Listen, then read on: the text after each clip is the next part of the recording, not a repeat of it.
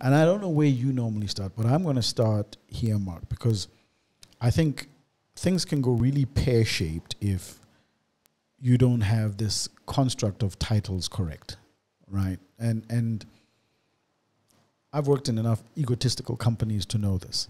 So your suggestion of everybody being a lead talks to another construct that you have is around an organogram in terms of where everybody sits and what everybody actually does. And I have an analogy to this, but you can give me your thoughts on this.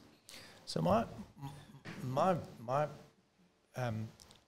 principle on an organogram is also exactly the same principle. It's a wheel. Yeah. In other words, you have a spoke. Sure. And you have a hub. Yeah. And you have the rim of the wheel. Yeah.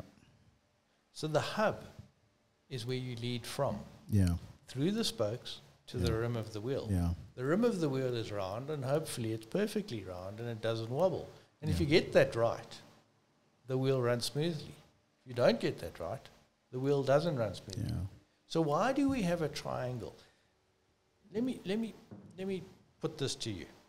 The standard organogram in most companies is a triangle with the CEO sitting at the top, and then the directors, and so the managers, and it goes down. Well, let me ask this question. What is the role of the CEO, or corporate lead, as I like to call it? Because many people can't answer that question. Yeah. Well, I tell you what it is. It moves all the time. In other words, you set the vision together with your team, not as an individual. Where do we want to go? What's the best for the company? How are we going to get the best value for our stakeholders?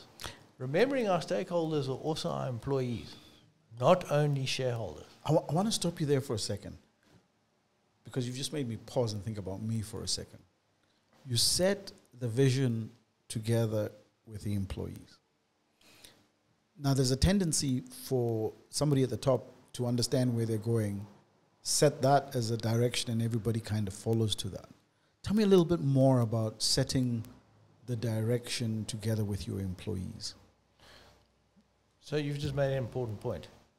Yes, as the lead, you do want a vision and you do know where you want to drive the company. Yeah. And there are many reasons for that. Yeah. However, the reason I say you better do it with your team, Yeah.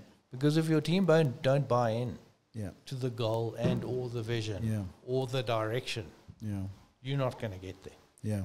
Yeah. And I go back to what I say. You don't know everything. Yeah. So understand other people may have inputs that are really valuable. So you tweak that. Although you know where you tweak it. And you all sign on the dotted line. All right, guys, that's where we're going to go. Yeah. Yeah. I think that's very important. And